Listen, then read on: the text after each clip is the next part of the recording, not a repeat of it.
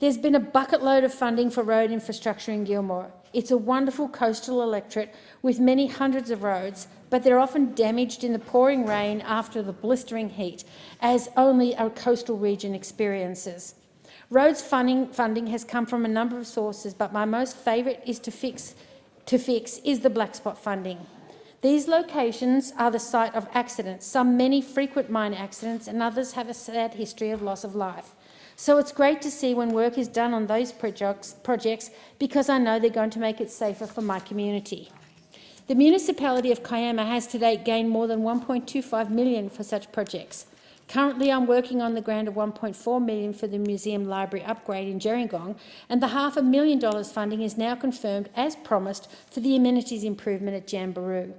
There's been $500 million invested in HMAS Albatross, including $157 million for the helicopter aircrew training system. In the next decade, there'll be another $500 million investment in this base, which will further enhance their existing infrastructure, defence capability and increase employment in our region. I've delivered $1.23 million for Mind the Gap facility, which is a mental health facility on the University of Wollongong Shoalhaven campus. It's going to be there to improve mental health outcomes across the region, which is also a co-location for the new Lifeline call centre. It will have consulting capacity and research capacity. This is a brilliant outcome for our region, as mental health is a really significant issue. It was a great day when we cut the ribbon to open Turpentine Road, a very important link in our region. There'd been $2 million election commitment, an additional allocation of roads black spot funding of around $1.8 million, and then an almost $3 million of roads to recovery funding. So Turpentine Road was a gift to the people of Gilmore from this coalition government. I'm now working on a number of other roads that are needed all over the electorate, advocating for their funding. But let me first say that the Shoalhaven has, in the last 3 years, received a mammoth amount of roads funding, more than $22 million for roads to recovery, more than $17 million for black spot funding, the highest in the last 3 years, and in excess of $5 million for bridge replacement and heavy vehicle road construction.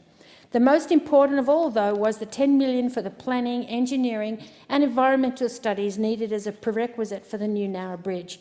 And I continue to have this as my highest priority for business growth, resident convenience and tourism encouragement. $450,000 secured the construction of the section of the Round the Bay pathway at Orion Beach. What a gem that has proved to be. The Dunn & Lewis Centre gained $2 million in election commitment.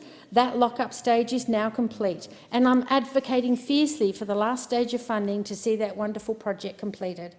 The 21-ship berthing facility at the Ulladulla Harbour was an election promise, and the plans are on display. That will be a tourism drawcard, providing safe harbour for vessels and a great place for tourists to visit, providing, you guessed it, work opportunities. The bridge over the Candlargan Creek at Browlee was the result of more than $1 million from the coalition government. There have been thousands of dollars delivered to small community groups to help with purchases like tools for men's sheds, boxing gear for the PCYC, playground equipment for community childcare centres, and yet to be delivered are the funding projects for many of our sporting clubs and facilities. Netball in Ulladulla is in process. The fencing at the Mariners baseball field is confirmed. The Cougars have an enormous project to work on, including change rooms and meeting rooms, as well as improved drainage. I've worked closely with many young people in our region to build skate parks in Manana, extend one in Sanctuary Point, and also the organisers of Culburra Skate Park to follow their dreams. That one will be amazing.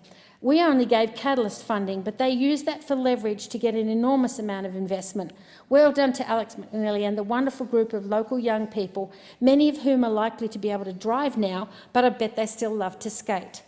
Luke Bennett, Daniel Wood, Charlie Hayes, Ryan and Matt Burns, Tanea Rogers, Max Feast and Leon Vukelic, who started this project and had the tenacity to see it through.